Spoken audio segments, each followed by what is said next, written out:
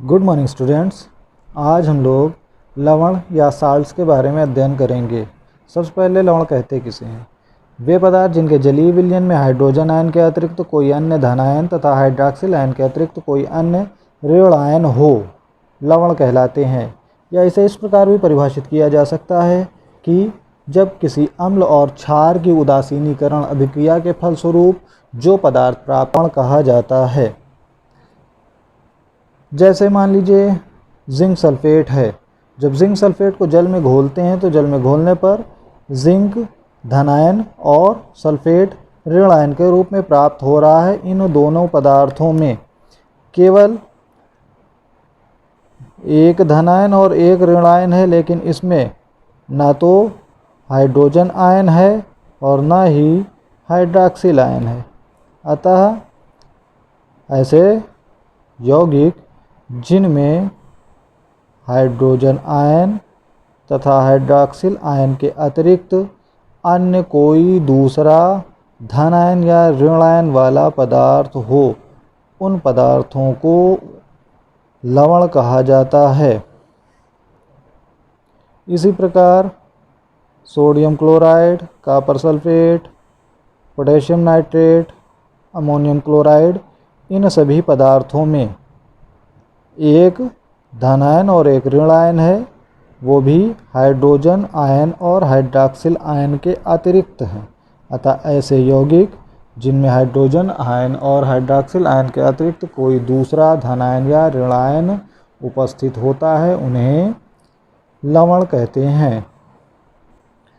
अब लवण का नामकरण किस प्रकार से किया जाता है? जैसे यहाँ पर ZnSO4 में जिंक धन आयन और सल्फेट ऋण आयन वाला है। अब कैसे किया जाए? तो इसके नामकरण में सबसे पहले धन आयन वाले का नाम लिखते हैं, उसके बाद ऋण आयन वाले का नाम लिखा जाता है। अतः इस आधार पर जिंक होता है धन आयन वाला और सल्फेट होता है ऋण आयन वाला, अतः इसका नाम होगा जिंक सल्फेट। इसी प्रकार से यहाँ पर सोडियम होता है धन आयन वाला पार्ट, क्लोरीन होता है ऋण आयन वाला पार्ट, तो इसका नाम होगा सोडियम क्लोराइड। इसी प्रकार कॉपर होता है धन आयन वाला, सल्फेट होता है ऋण आयन वाला, इसका नाम होगा कॉपर सल्फेट।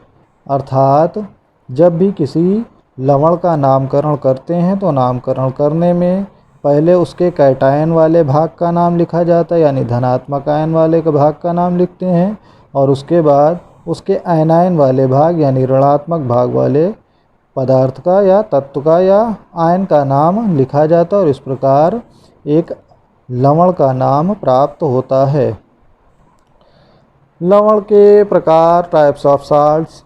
लवण मुख्य रूप से 6 प्रकार के होते हैं, जिसमें सबसे पहला होता है सामान्य लवण। सामान्य लवण उन्हें कहते हैं जो पूरी तरह से अम्ल और क्षार के उदासीनीकरण से प्राप्त होते हैं। अम्ल और क्षार के उदासीनीकरण से प्राप्त पदार्थों को लवण कहा जाता है, जैसे sodium chloride, potassium nitrate, sodium sulphate आदि। दूसरा होता है अम्लीय लवण। ये उस प्रकार के लवण होते हैं जिसमें अम्ल के कुछ प्रतिस्थापनीय हाइड्रोजन परमाणुओं के किसी धन आयन द्वारा विस्थापन से बनते हैं, जैसे सोडियम बाइकार्बोनेट है। सोडियम बाइकार्बोनेट के विस्थापन द्वारा प्राप्त होता है सोडियम से। उसी प्रकार सल्फ्यूरिक अम्ल है।